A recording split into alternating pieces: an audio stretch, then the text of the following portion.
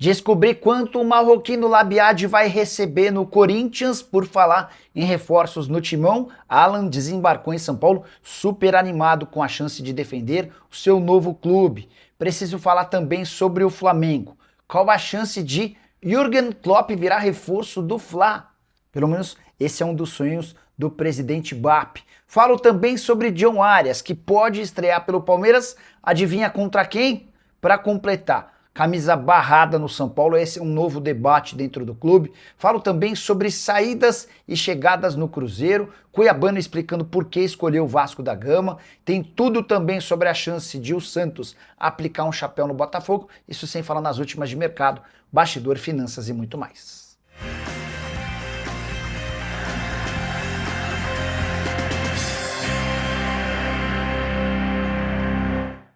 Fala aí pessoal, sou Jorge Nicola, bem-vindos a mais um vídeo do canal, sempre bom ter vocês por aqui. Sem perder tempo, pedir para deixar like, se inscrever no canal e ativar as notificações antes das notícias. Convite bem legal, que tal fazer parte do meu grupo gratuito, onde eu passo dicas, sugestões e muita análise para você fazer sua fezinha com muito mais chance de ganhar?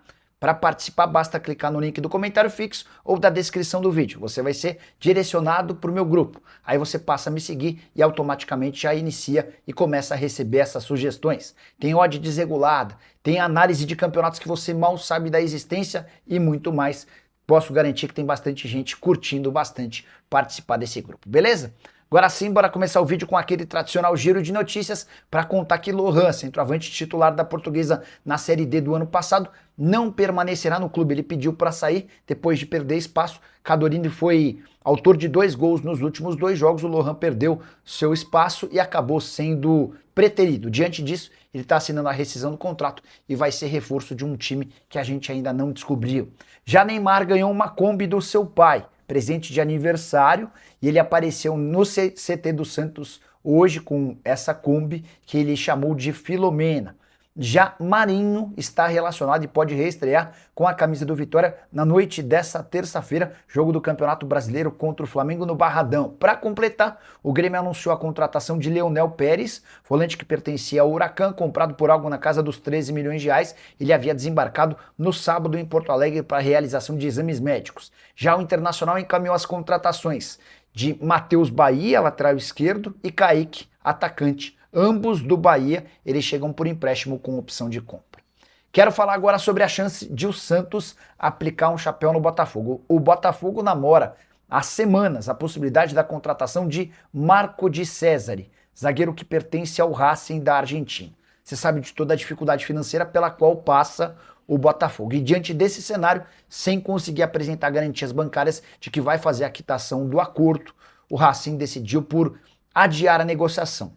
O jogador foi oferecido ao Santos e Juan Pablo Vojvoda analisa os prós e contras do negócio. Jogador de 24 anos de idade, super elogiado no futebol argentino. Vale a lembrança de que o Santos vem sofrendo bastante por conta do seu sistema defensivo, que tanto no Brasileiro quanto no Campeonato Paulista tem deixado a desejar. Só para completar sobre o Botafogo, registrar que o clube deve pedir mais um empréstimo de 25 milhões de dólares. No total serão 50 milhões de dólares. O grande problema é que as condições para o empréstimo foram as piores possíveis e existe a possibilidade de Botafogo ter de devolver 100 milhões de dólares em apenas 4 meses.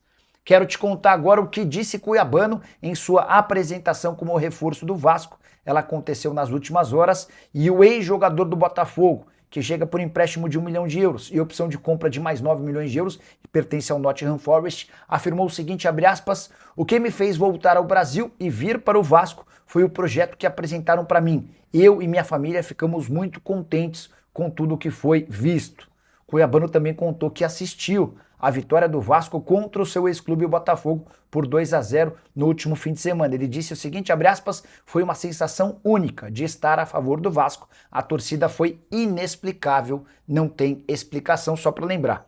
O Vasco venceu o Botafogo, que usou reservas, triunfo por 2-0, que permitiu ao Vasco escapar do Fluminense nas quartas de final do Carioca. Hora de falar sobre o Cruzeiro com chegada e saídas. Raposa está de olho em Alan Loboa, volante de 19 anos de idade que pertence ao Independiente Medellín. O jogador chegou a ser cogitado pelo Vasco da Gama. A busca do Cruzeiro por um volante se dá porque nesse momento o único atleta confiável do elenco é o Lucas Romero. O Wallace, você sabe, nem foi relacionado para a última partida e se pintar proposta deve ser negociado. O grande problema é que ele custa R$1.200.000 por mês entre salários, direitos de imagem e luvas. O Loboa é bastante bem avaliado. O grande problema é a condição financeira, a necessidade de um investimento para a compra do jogador. Cruzeiro que tem mudado sua estratégia e investido em jogadores mais jovens, vários deles estrangeiros, para que eles possam render esportivamente e depois possam também ajudar com transferências para o exterior.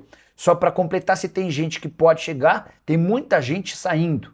Nos últimos dias, o Vasco negociou o Rian Guilherme com o Rio Ave, o Cauã Batistella com o Metalist, o Fernando com o Santa Clara, o Cauã Prats se muda para o Borussia Dortmund a partir de agosto. Rodriguinho acaba de ser emprestado para o Fortaleza. O Ian Lucas já havia ido para o Atlético Paranaense, o Léo Aragão foi para o Avaí, o Tevez se mudou para o Yokohama Marinos. Ainda houve a saída do João Pedro, que acertou de forma definitiva com o Londrina. Josefer e Vitinho devem ser os próximos a deixar o Cruzeiro. Preciso explicar agora sobre a mais nova polêmica no São Paulo. E ela envolve o suposto novo uniforme número 1 do Tricolor. Vazou nas redes sociais uma camisa branca com gola diferente, com o escudo no meio das listras e listras de tamanho diferente daquilo que preza ou prega o regulamento interno. Dentro do Conselho Deliberativo há uma enorme campanha para que a camisa seja barrada. O grande problema é que a New Balance desenvolveu esse uniforme há bastante tempo e o lançamento estava previsto para essa terça-feira. Foi adiado para quarta-feira, mas ninguém sabe qual será o próximo passo. A alegação dos conselheiros é de que a camisa infringe o estatuto do clube, que determina as larguras das listras, além da questão do escudo, que precisa estar por cima das listras. Se você não viu a camisa, vale contar que as listras elas são interrompidas para que o escudo seja colocado no peito do uniforme tricolor. Se você já viu a camisa, o que você pensa sobre o tema? Se não viu, estou colocando aqui para que você possa tirar à prova a sua análise. Escreva no comentário o que você pensa sobre o novo uniforme tricolor e se você acha que ele deve ser reprovado. Hora de falar sobre o Palmeiras e John Arias. Por ironia do destino, o meio-atacante colombiano pode fazer sua estreia com a camisa do Palmeiras justamente contra o Fluminense. O Palmeiras joga nessa quinta-feira contra o Internacional, o Campeonato Brasileiro, e disputa contra o Guarani no próximo final de semana, no domingo, a última rodada da fase de grupos do Paulista. Não dá para imaginar o Arias jogando em nenhuma dessas partidas, ele é aguardado no final de semana ou no início da próxima semana. E a partir daí o jogo seguinte ao do Palmeiras é justamente contra o Fluminense. Partida marcada para 25 de fevereiro e válida pelo Campeonato Brasileiro. Vale a lembrança de que o Arias havia deixado o Flu prometendo que se voltasse ao Brasil, jogaria no Fluminense, que ele não atuaria em outro clube.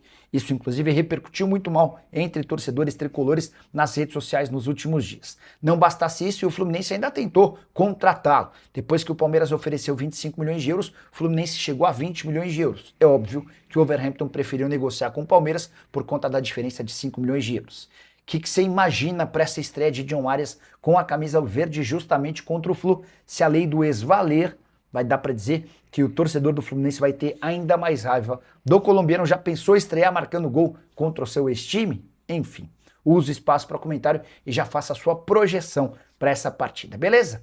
Que história é essa de que Jürgen Klopp pode virar técnico do Flamengo? O grande responsável por esse boato é BAP, presidente do Flamengo.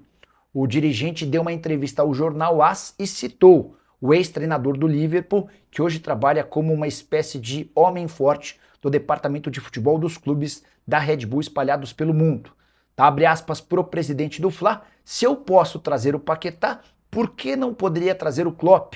Acho que, da mesma forma que o Felipe tem o direito de pensar na Europa, por que não posso pensar em ter um técnico europeu no Flamengo? Aí você pode estar se perguntando, mas será que o Flamengo tem capacidade financeira para contratar alguém como o Klopp? De novo, recorro a uma declaração do presidente do Flamengo. Ele disse o seguinte: é óbvio que teremos condições financeiras. Esse mundo está mudando muito rápido, Trabalho dia após dia para tornar difícil a decisão de deixar o Flamengo para aqueles que estão aqui, assim como que para aqueles que queiram vir, que seja uma decisão simples. Você, torcedor do Flamengo, gosta da ideia de Jürgen Klopp no Fla? Como é que fica o Felipe Luiz depois dessa entrevista? Use o espaço para comentário e avalie da forma como quiser. Beleza? Hora de falar sobre o Corinthians com uma boa e uma ótima notícia. A boa notícia é de que Labiat, o reforço polêmico indicado por Memphis Depay, vai custar, entre aspas, barato.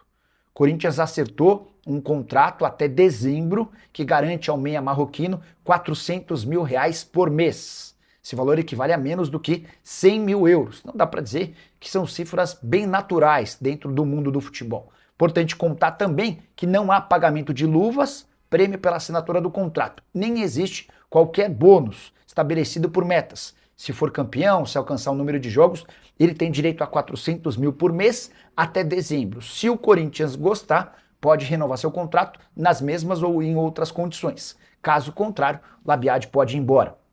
Vale a lembrança de que o meio atacante marroquino havia causado polêmica depois da derrota para o Palmeiras no último fim de semana. Dorival Júnior foi perguntado a respeito da contratação e disse que não teve nada a ver com a história. Ficou muito claro que foi o Memphis quem o indicou, o bancou e conseguiu seu reforço. Para completar, registrar que Alan, jogador do Flamengo, já desembarcou em São Paulo super contente com o acerto com o Corinthians.